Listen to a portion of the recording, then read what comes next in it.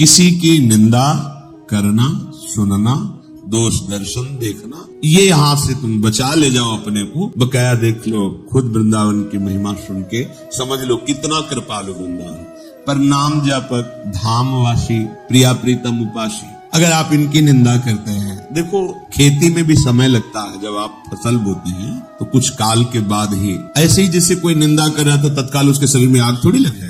लग गई आग, उसके सुकृतों में आग लग गई, जो पुण्य है वो नष्ट हो गए। अब धीरे धीरे उसका पतन शुरू होगा, और जब वो निंदा का जो पाप फैलाएगा, फिर उसे कौन देखता है किसको? वर्तमान को तो देखा, किसने गाली दी, लेकिन अब परिणाम जब आएगा, यहाँ भी मुकदमा चलता है तो 10 वर्ष लगता है।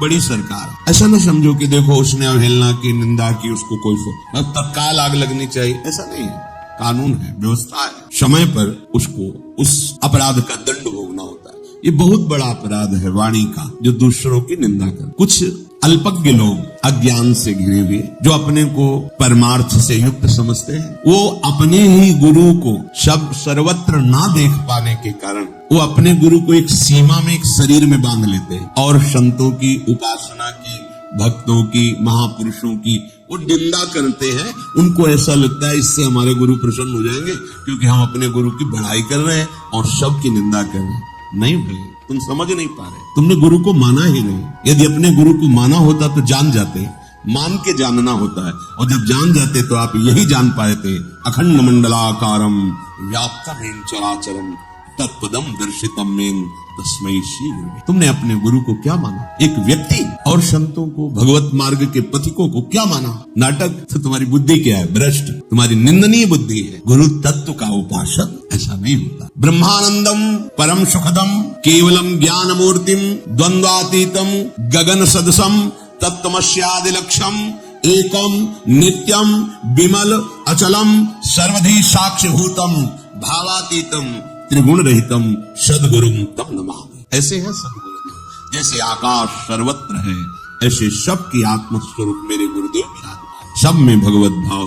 तो अपने गुरुदेव की निंदा कौन करता है? जो महापातकी दुर्गति को प्राप्त होने वाला होता है वो करता है। बोले हम अपने गुरु की बड़ाई कर रहे हैं, तो आपके ही गुरु तो सर्वत्र विराजमान है। अगर ये ज्ञान नहीं तो गुरु काहे को बनाया? फिर गुरु की शरणागति क्या हुई? फिर गुरु का पक्षपात क्या हुआ?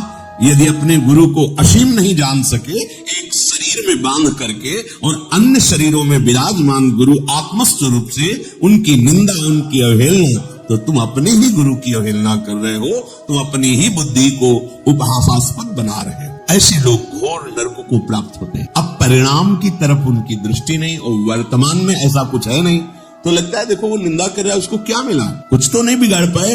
नहीं, फसल में समय लग, समय का इंतजार करो। फिर तुम्हारी अल्प दृष्टि, इसलिए तुम देख नहीं पाओगे कि मरने के बाद इसको क्या परिणाम मिलता है, आगे इसको क्या परिणाम, और अभी वर्तमान में उसका हृदय जल रहा है कि